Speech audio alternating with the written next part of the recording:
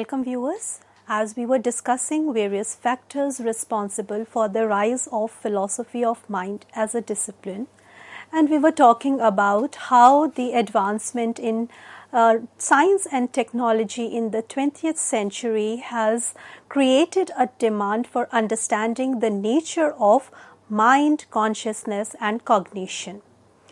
So with the advancement of neuroscience, cognitive psychology and artificial intelligence, philosophers of mind began to explore the relationship between mind and the brain, the nature of mental states and processes, and the possibility for artificial intelligence. And as I was mentioning you that this rise in the cases of artificial intelligence has created a demand that we need to introspect and we need to examine how these advancement in artificial intelligence, how they are creating us in discussing various theories of mind, because artificial intelligence is doing work which was earlier done by human beings. So we are trying to differentiate how human beings are different from artificial intelligence, or whether artificial intelligence can think like us. So whether it has mind like human beings, and that's the question we are still introspecting and still examining. Till now it is believed that human beings are those who are the only ones who have mental events or who have mind, and artificial intelligence, since it doesn't have mind, it is distinct from human beings and cannot be given the equal status like that of human beings. The second reason of the rise for the discipline philosophy of mind was the rise of analytic philosophy in mid-20th century that paved the way for more rigorous and systematic approach to philosophical inquiry. Philosophers of mind began to use tools of logic, semantic and formal analysis to investigate philosophical problems related to mind. Lastly, development in linguistics and philosophy of mind led to a greater focus on the relationship between language and thought, and the role of language in shaping our mental states and processes. Now, the question that I was talking about while talking about the factors responsible for the rise of philosophy of mind as a discipline was, what is it to be a human being? One of the most important questions that we often deal with in philosophy is, what is it to be a human being? How are human beings different from other beings? Let's say if there are tables and chairs, how are human beings different from those tables and chairs? How are human beings different from animals? How are human beings different from plants? So or we often ask a question that, what is a man or a human? This has been pondered by philosophers and scientists and even scholars throughout the history. There are many different perspectives on this question, but two common approaches are to the view that man is purely physical or material, or to see man as possessing both physical and mental characteristic. So these are the two major approaches that we deal when we give an answer about what is it to be a man. So a man can be somebody, a man can be defined as somebody that is purely physical or material, or also we can describe a man as possessing both physical as well as mental characteristics. So the one who believe that man can be defined only in the physicalist terms, they are known as monists. Monism, this is the first approach which views man as a material object. is often associated with the field of materialism or monism. They argue that everything in the universe, including human beings, can be explained in terms of physical matter and its interactions. So basically, for the monist, they are reducing human being to a physical matter, or they say that mind can be defined in a physicalist term, or mind is again identical to the physical matter. One theory that we can discuss here from Indian philosophical aspect is the Charvak theory. They were the materialists, and they also defined human mind as the byproduct of matter. So, according to this approach, man is a material object, just like various other material or physical objects. Man is also defined in a materialistic, or you can say physicalistic aspect. From this perspective, man is essentially a complex arrangement of atoms and molecules with no inherent consciousness or self-awareness. They would argue that all mental processes such as emotions, thoughts and beliefs can be reduced to physical processes in the brain, and that's where they are saying that mind and brain are equivalent, or you can say they can be used interchangeably. So there is no such distinction between mind and the brain in the monism. Coming now to the other approach, which is dualism. So dualism, on the other hand, is a view which views man as possessing both physical as well as mental characteristics, is often associated with the field of dualism. So dualism argues that human beings have both a physical body and a non-physical mind or the soul, and that's how the dualist, they are in opposition to the monist, because they are giving a theory which states that man is both mental as well as physical. So from this perspective, man is not just a collection of physical matter, but also possesses consciousness, free will, and the ability to think and reason. Dualists would argue that mental processes cannot be reduced to physical processes, and that mind and the body, they are fundamentally different. Coming now to Cartesian dualism, which is the dualism proposed by René Descartes. So one of the most famous versions of dualism is substance dualism, which was defended by philosopher René Descartes in the 17th century. According to substance dualism, mind and body are two distinct substances that interact with each other. Descartes argued that mind is a non-physical substance that is capable of existing independently of the body, and that it interacts with the body through the pineal gland in the brain. So according to these substance dualists, there are two substances. One is the physical and the other is the mental. And according to Descartes, who is accepting the substance dualist, he is saying that these two substances, they possess different attributes, but they often interact with each other. And how do they interact? They interact through the pineal gland, which is in the brain. And this theory of mind-body dualism, he proposed it in his famous book, which is the Meditations on First Philosophy.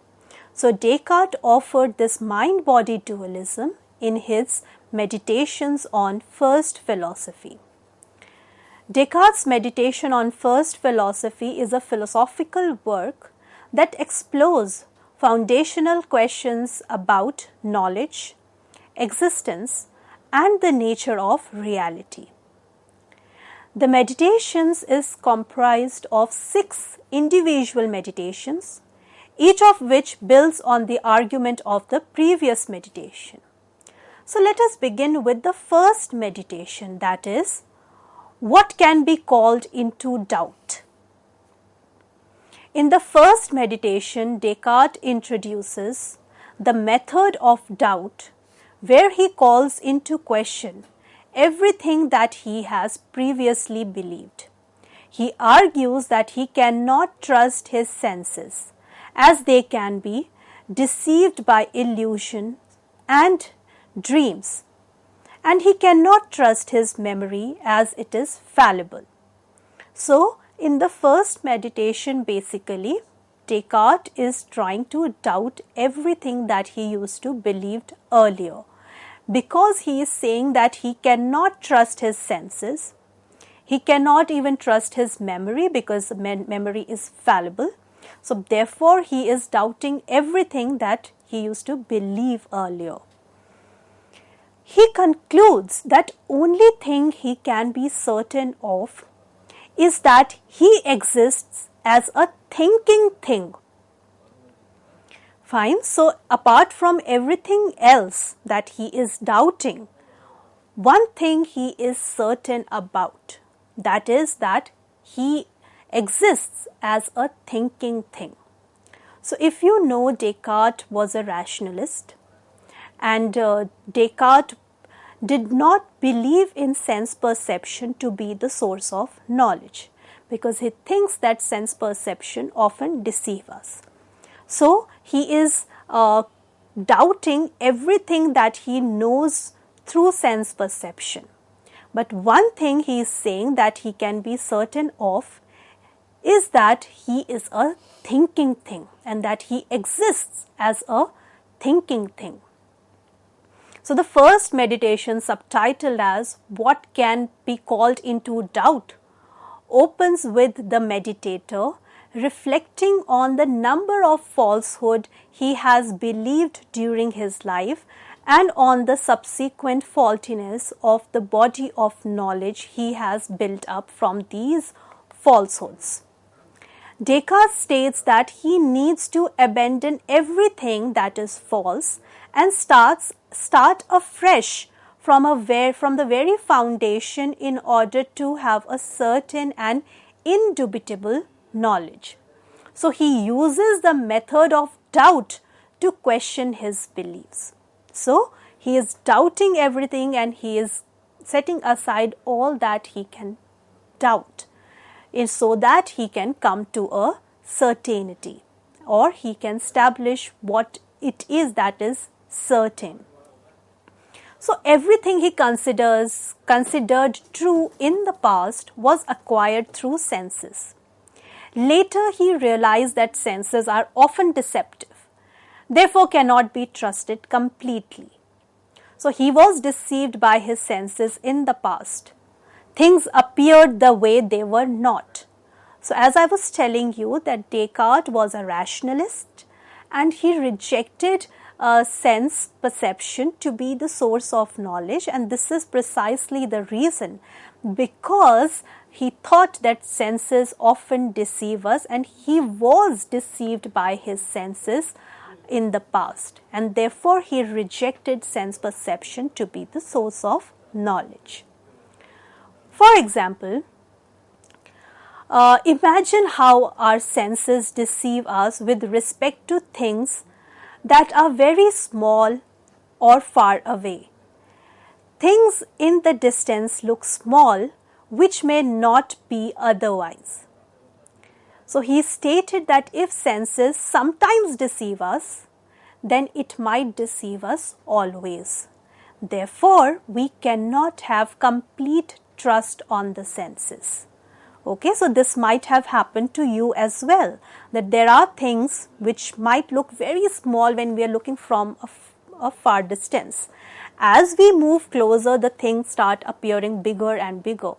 Let's imagine a case of looking at a building from a distance. When you look at a building from a distance, it looks very small, but as you go closer to that building, it starts looking bigger and bigger.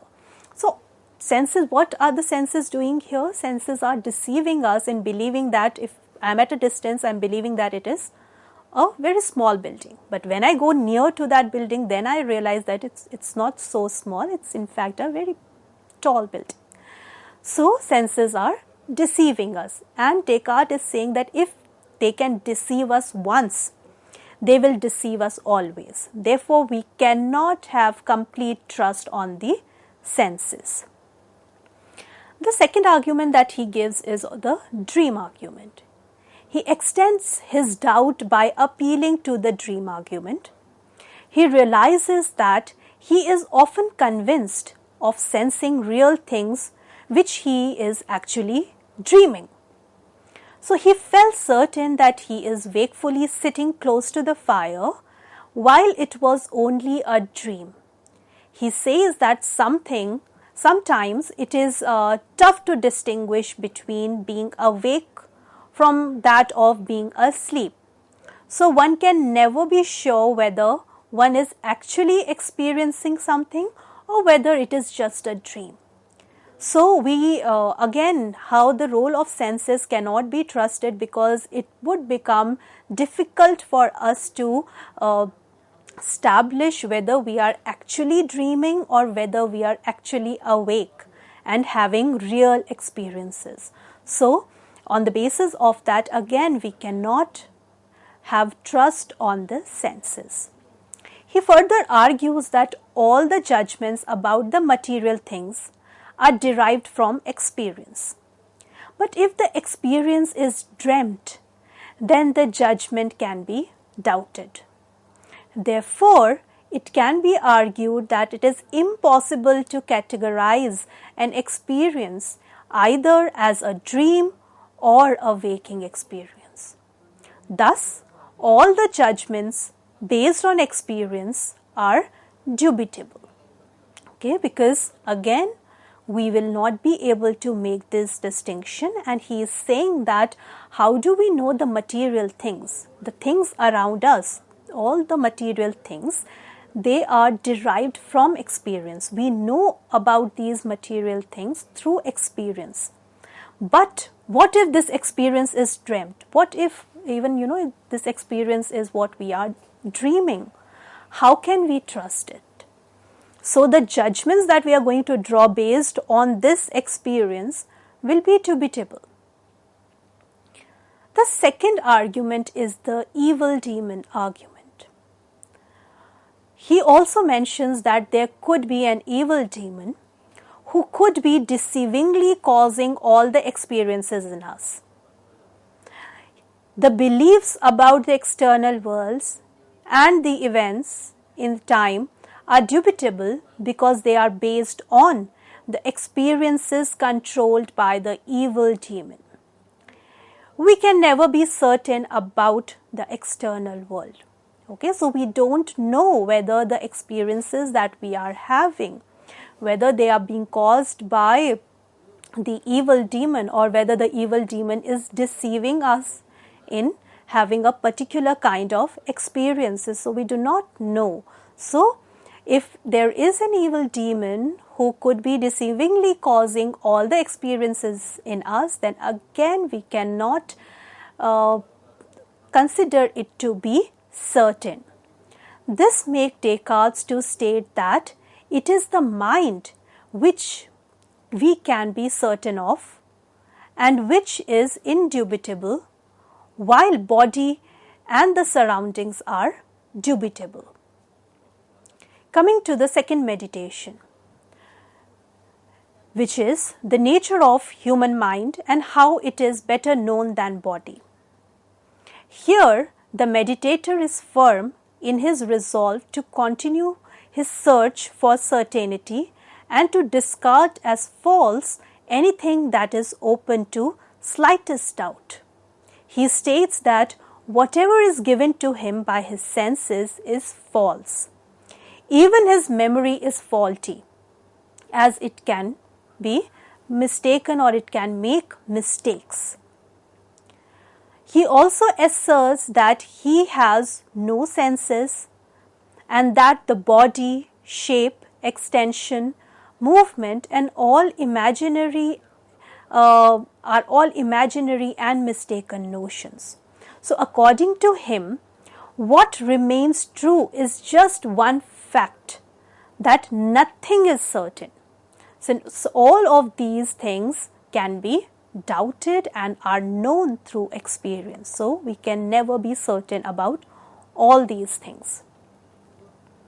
He further examines that if his senses and body does not exist, then does it mean that he too doesn't exist?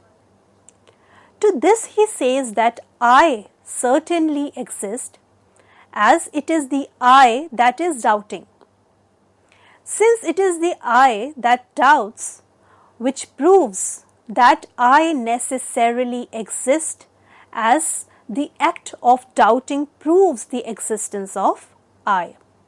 So apart from everything else, apart from the body, the senses and various other physical bodily things, only thing that we can be certain of is that this I exist. How does this I exist? This I exist in the act of doubting, because it is the I that is doubting everything around it. So this act of doubting proves the existence of I, and this is known as the cogito argument.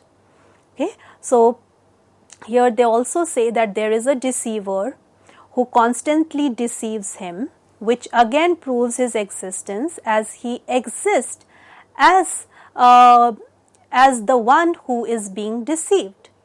This is how demon argument culminates in an ontological distinction between mind and the body, where mind necessarily exists even without the body or the external world. So here what is being stated here is that Descartes wondered about what is I that necessarily exists. The first thought that came to his mind while wondering about I is that he had a face, hands, arms and the whole mechanical structure which he calls the body. Secondly, he thought that this I can move about, it can nourishes, it thinks and have sense perceptions which are attributed to the soul and mind. Body is defined by him as that which has a specific shape, it can occupy space and is located in a definable space. It can be known through sense perception. Okay, so while thinking about who am I, the first thought that came to his mind is that this I had a face, it has arms, it is a whole bodily mechanism. He also thought that this I can move about, it can nourishes and thinks and have sense perceptions as well. So this can be seen as the cogito argument, where he is trying to establish that one thing that he is certain of and apart from his body is that this I exists, and this I exists as the one who is doubting, the one who is deceived by the evil demon and the one which thinks. So I think, therefore I am is what he is trying to establish here.